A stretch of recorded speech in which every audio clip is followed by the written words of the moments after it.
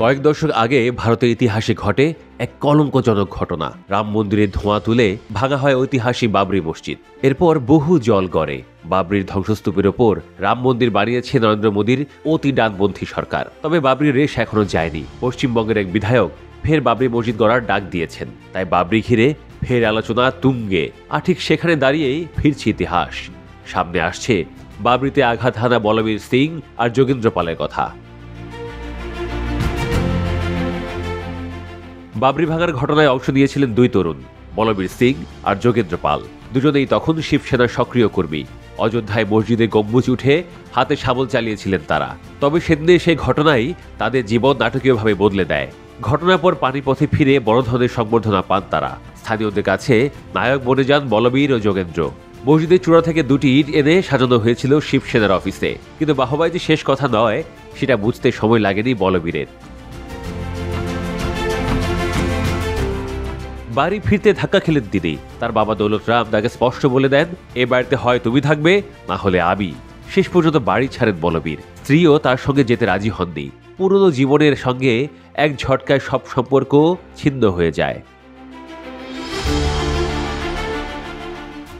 এরপর শুরু হয় অনিশ্চিত একাকী জীবন। ভবঘুরের মতো ঘুরে বেড়াতেন বলবীর। লম্বা দাড়িওয়ালা কোনো মুসলিম দেখলে ভয় পেতেন তিনি। একসময় বাড়ি ফিরে শুনতে পান তার বাবা আর নেই। বাবরি ভাঙার দুঃখেই তার মৃত্যু হয়েছে, এ কথা শুনে ভেঙে পড়েন বলবীর। অন্যদিকে নিজের সঙ্গে যোগেন্দ্র পালের খোঁজ দিতে গিয়ে বলবীর জানতে পারেন আরো বিস্ময়কর এক সত্য। যোগেন্দ্র নাকি প্রায়শ্চিত্তের জন্য মুসলিম হয়ে গেছেন। কারণ মসজিদ ভাঙার পর থেকেই তার মানসিক অস্থিরতা বাড়তে থাকে। মনে হতে থাকে বড় পাপ করেছেন। সেই পাপ মোচনের পথ হিসেবে বেছে নেন ইসলাম গ্রহণ। যোগেন্দ্রের মুখে এসব শোনার পর বলবীর আর অপেক্ষা করেননি। সৌদে পথে গিয়ে মাওলানা কালিম সিদ্দিকের কাছে দীক্ষা নেন। নতুন পরিচয় হিসেবে মোহাম্মদ আমির গ্রহণ করেন। রাখেন লম্বা দাড়ি, নিয়মিত মসজিদে যান, ভোরে ফজরের আজান দেন। আল্লাহর জিকিরে শান্তি খুঁজে পান তিনি। বলবীর জানান, তাদের পরিবার কখনোই উগ্র হিন্দু ছিল না। বাবা দৌলত রাম ছিলেন গান্ধীবাদী। আশপাশের মুসলমানদের আগলে রাখতেন সব সময়। ঘরে গীতা থাকলেও কেউ পড়তেন না, মন্দিরেও যাওয়া হতো না। তারপরও পানিপথে উচ্চশিক্ষা দিতে গিয়ে আরএসএসের কিছু কর্মীর সম্মানসূচক আচরণ তাকে আকৃষ্ট করেছিল। তখন থেকে জড়িয়ে পড়ে সংগঠনের সঙ্গে।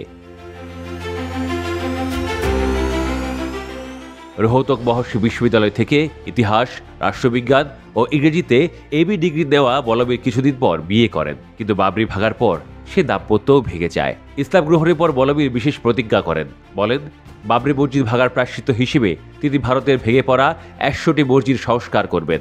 তার দাবি, 1993 থেকে 2017 সাল পর্যন্ত উত্তর ভারতের বিভিন্ন স্থানে, বিশেষ করে মেওয়াট এলাকায় অনেক জীর্ণ মসজিদ খুঁজে সেগুলো সংস্কার করেছেন তিনি।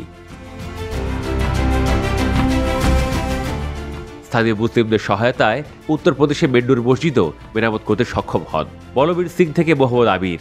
এই রূপান্তর শুধু ধর্ম পরিবর্তনের গল্প নয়, গভীর অনুতাপ, অপরাধবোধ ও আত্মশান্তির সন্ধানের গল্প। বাবরি মসজিদ ভাঙার দিনে যে দুজন একই পথে হাঁটছিলেন, পরিণতিতে তাদের পথই দুজনকে নিয়ে গেছে ভিন্ন পরিচয়।